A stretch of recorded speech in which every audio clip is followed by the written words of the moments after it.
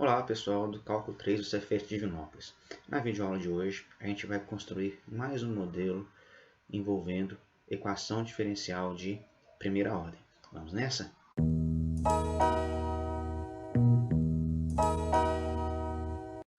Vamos trabalhar então com o seguinte exemplo. Considere uma lagoa que contém inicialmente 10 milhões de galões de água fresca. A água contendo um produto químico indesejável flui para a lagoa a uma taxa de 5 milhões de galões por ano, e a mistura sai da lagoa à mesma taxa. A concentração Y de T do produto químico na água que entra varia periodicamente com o tempo T, de acordo com a expressão Y de T igual a 2 mais seno de 2T gramas por galão. Então, vamos construir um modelo matemático desse processo de fluxo e determinar a quantidade de produto químico na lagoa em qualquer instante t. O primeiro passo para resolvermos um problema é entender o que está acontecendo. No nosso caso, a gente tem aqui uma lagoa. Essa lagoa ela tem um volume de água de 10 milhões de galões. Então, 10 vezes 10 a 6. Além disso, está entrando água com produto químico indesejável nessa lagoa. Então, vamos representar aqui de vermelho a água que está entrando nessa lagoa. Essa água está entrando em um volume de 5 milhões de galões por ano, ou seja, 5 vezes 10 a 6 por ano. E a mistura sai da lagoa na mesma taxa. Então, vou marcar aqui de amarelo o que está saindo. Está saindo então aqui também 5 vezes 10 a 6 galões. Bom, mas o que a gente está procurando, na verdade, é a quantidade de produto químico na lagoa. Então, o que a gente procura, na verdade, vou denotar aqui de verde, é quem? É um Q de T. Quantidade de produto químico na lagoa, vou grifar aqui de verde, olha, no instante t. A gente tem que saber, então, a taxa em que varia essa concentração. Então, olha só, a gente tem que a taxa de variação de produto químico na água em relação ao tempo é dado pela diferença entre a taxa de entrada menos a taxa de saída. Bom, a gente tem que pensar então quanto está entrando e quanto está saindo. Bom, quanto está entrando de produto químico na água? Vamos pensar. Se entra 5 milhões de galões por ano, e além disso, a concentração é dada por uma função y de t, então, ao longo do ano, a taxa de entrada é dada por 5 milhões vezes o y de t. Já a taxa de saída é de 5 milhões vezes a concentração naquele momento. A gente tem que a concentração naquele momento, ela é, vamos supor que tenha Q de T aqui dentro. Então, vai ser o quê? Q de T dividido pelo volume da lagoa, ou seja, dividido por 10 vezes 10 a 6. Bom, dessa maneira que a gente considerou y de t, a gente tem que a nossa quantidade de produto ela é dada em gramas. Bom, modelando isso aqui então, eu vou subir agora um pouco o nosso problema. Aqui, a gente tem então que dq dt é igual a 5 vezes 10 a 6 vezes y de t, que no nosso caso é conhecido, menos, vai ter uma simplificação aqui, correto? Q de t sobre 2. A equação diferencial que modela o problema, então, está pronta. Só que apareceu aqui um coeficiente muito grande, 10 elevado a 6. Isso aconteceu porque o nosso y de t ele é dado em gramas por galões. vamos lembrar aqui o seguinte, olha, a gente tem que y de t é igual a 2 mais seno de 2t gramas por galões. Bom, se a gente considerar o y de t, transformar essa unidade aqui, em vez de gramas por galões, para toneladas, vamos ter então a seguinte situação. Olha, vamos ter que y de t é igual a 10 elevado a menos 6, que multiplica 2 mais seno de 2t. Nesse caso, então, toneladas por galões. Então, em vez de considerarmos esse Qzão de t, que é dado em gramas, a gente pode considerar um Q de t com Q minúsculo, dado em toneladas. Fazendo essa devida mudança, a gente vai ter então que a taxa de variação da quantidade de produto químico na lagoa é dada por dQ dt igual a 5 vezes 10 a 6 y de t, ou seja, vezes 10 a menos 6, que multiplica 2 mais seno de 2t, tudo isso menos agora o nosso Qzinho de t sobre 2. Bom, fazendo as devidas simplificações aqui e transferindo essa parte para o lado esquerdo da equação, a gente vai ter então a seguinte equação diferencial: dq dt mais q de t sobre 2 igual a 10 mais 5, que multiplica seno de 2t.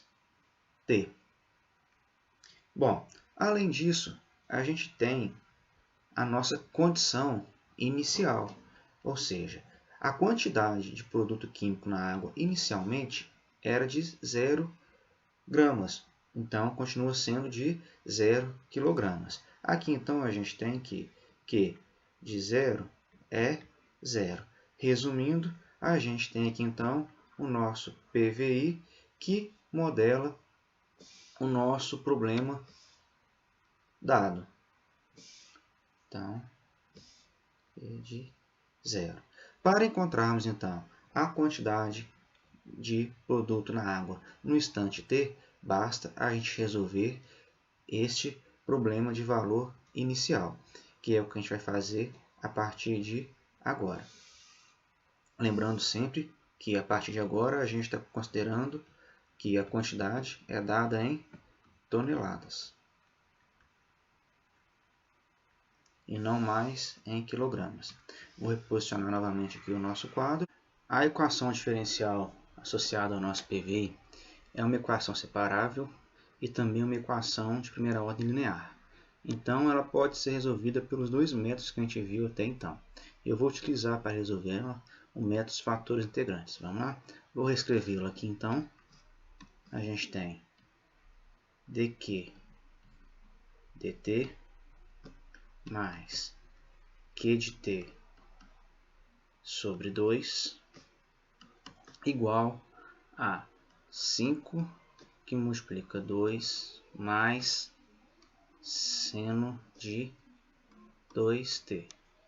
Bom, para resolvê-la pelo método de fatores integrantes, a gente vai multiplicar ela por uma função integrante μ. Então, temos aqui μ. E temos que escolher essa função integrante de modo que aqui apareça exatamente a derivada de μ.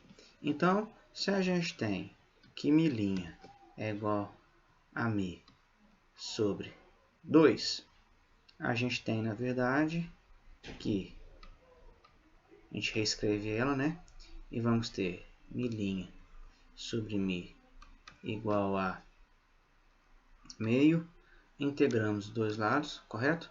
E vamos ter ln de μ igual a t sobre 2. Eu não vou pegar outra constante não, porque a gente precisa apenas de uma função integrante, correto?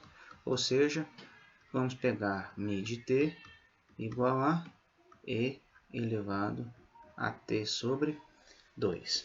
Com isso, a nossa equação, então, passa a ser a derivada de μ vezes q em relação a t é igual a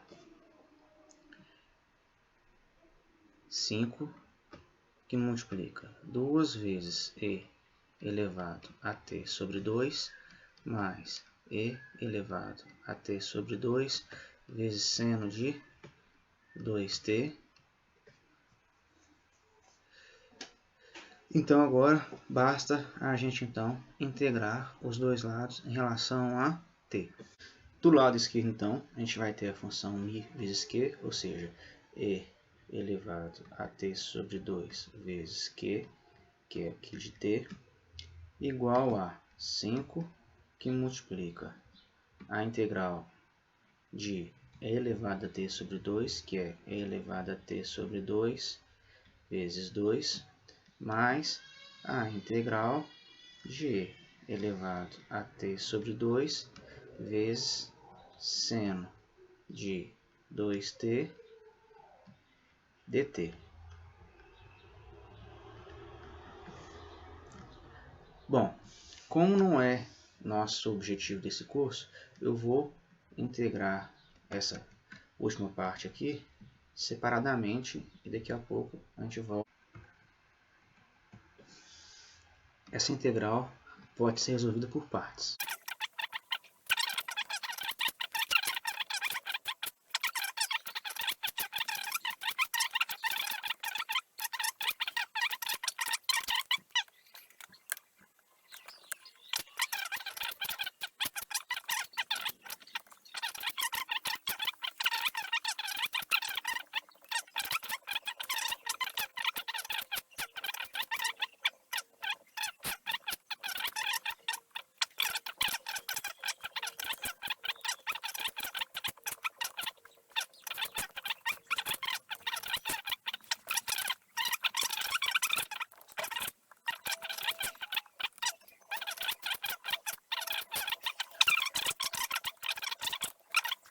A integral g elevado a t sobre 2 vezes seno de 2t dt é igual a, multiplica aqui por 2, vai dar 8, menos 8 sobre 17 vezes cosseno de 2t mais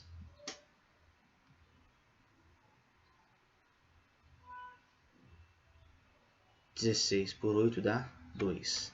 Então, mais 2 sobre 17 e elevado a t sobre 2 vezes seno de 2t. Substituindo, então, a integral que está faltando, a gente vai ter, então, que e elevado a t sobre 2 vezes q de t é igual a 5, que multiplica 4 é elevado a t sobre 2 menos 8 é elevado a t sobre 2, cosseno de 2t sobre 17, 8 sobre 17 vezes e elevado a t sobre 2, cosseno de 2t, mais 2 sobre 17, seno de 2 é elevado a t sobre 2, seno de 2t. Confirmando exatamente isso. Bom, isolando o q de t, então, ou seja, multiplicando tudo aqui por 5 e dividindo por e elevado a t sobre 2, a gente vai ter... faltou aqui ainda uma constante de integração. Agora sim, multiplicando tudo por 5 e dividindo tudo por t sobre 2, vamos ter Q de T é igual a 20. Esse L vai dar T sobre 2, cancela com esse. Correto? Aqui vai cancelar com esse também, com esse. E vai ficar aqui dividido por elevado a T sobre 2, né? Então, 20 menos 40 sobre 17 vezes cosseno de 2t mais 10 sobre 17 vezes seno de 2t mais a constante c vezes e elevado a menos t sobre 2. Bom, acabamos de chegar aqui então na solução geral. Mas a gente não quer a solução geral. A gente quer a solução do PVI. Para isso, a gente tem que lembrar que Q de 0 vale 0.